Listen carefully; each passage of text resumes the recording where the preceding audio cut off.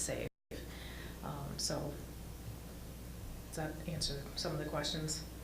It's when you see it, I had somebody say, is it like a red box? I'm like, no, it's not like a red box. So when you see it, it's pretty amazing. If you're ever down in Decatur Township, down in southern Indiana, or southern Indianapolis, stop by, see it, touch it, feel it. How about the temperature control? You might tell us a little bit about that. It is temperature controlled on the inside. It stays 74 to 78 degrees on the inside of the box. In the wintertime, it stays a little bit warmer. But we have a thermostat on the inside, and it tells them how cool it is on the inside, so they control that. The fire department controls that. I say this all the time, so sometimes I forget what I haven't said or what I should say. But the second baby that was placed in our box in April of this year, Mom called us on day number 8 after she had placed the child in the box.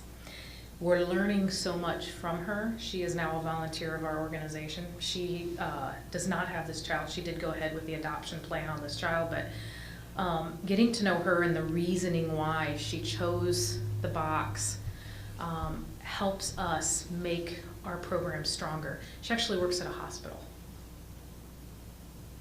Think about that for a second. So there's no demographic. There's no. It's the South part or the poverty-stricken. I mean, these are women who just find themselves in a crisis that don't know how to get out of it, and this is just an option for them, a final option for them. So, any more? You probably know more about this than I do. No. I've done a lot of reading about it, but most people know what a baby box is. That's what's amazing. That was shocking to me, that you can talk to anybody, oh yeah, baby box, yeah. But I don't think they realize how technical it really is. It is, and Indiana is the launching state, which I'm super proud of, because we're in the Midwest. We had an abandonment problem of 2 babies every year, but you go to Texas and New York, and there are 15, 20 babies found dead every year. So we're trying to get this nationwide. We've passed so far in Ohio, Pennsylvania. We're working in Michigan, Kentucky, Missouri, Texas now. So where there are abandoned babies, that's where Safe Haven Baby Boxes is going to go, is to try and curb the abandonment rate in those states. What a lot of people don't know is that I was abandoned as an infant. 2 hours after my birth mom gave birth to me, she left me at a hospital. So I was one of the lucky ones. This is very personal to me. It's not about money. It's a nonprofit. I'm a firefighter and a medic. I actually just retired. Retired sounds so much better than resigned, because I'm not old enough to retire yet, but my husband is the mayor of our city, and this has taken up so much of our time that I had to choose, and it was hard to choose, because when you do what we do, it's hard to walk away from it, and I walked away from it so I could do this for no money. I don't get paid to do this, and it's like, to do this is because I was called to do it, I believe. What's the average turnkey cost of providing a box system? A location. We don't sell the boxes. We lease them because we want to take care of them. These are custom-made boxes. So our electrical engineer, who happens to be actually from Lebanon, so it's pretty nice that he's around here, but they take care of the boxes. So if there's a problem, we come and fix it. We don't expect you guys to call an electrician or somebody at the fire department. We do all that. And to lease the box for a lifetime, it's $10,000. And that's 20 years from now. If it breaks, we're still going to come and fix it. Again, it's not about the money for us. It's about finding a safe place for women to have a last resort option. There is, every year, there's a $200 fee on top of the $10,000. That's for every year the box has to be recertified by our electrical engineer, so he will make a trip to every box, recertify them, and that's what your $200 covers.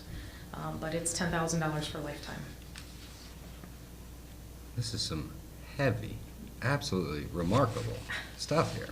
Thank you. Well, we have no decision-making power over what the fire department wants to do, other than I would say I would encourage it. But again, that's up to you guys. But wow, just amazing. Thank you. And as somebody that has has a 1-year-old and has one due in February, that just all just sounds horrific to me. I can't even look at the pictures. So You should, though, they're beautiful. Well, they are gorgeous babies, and they've got an opportunity at life, and I think that is just absolutely outstanding. All 3 of them that we've had in our boxes are with, the last one that was here in Indianapolis is with an adoptive family that's not been adopted yet. The other 2, the adoptions are finalized, so they are with their forever families. Thank you for what you do. Thank you.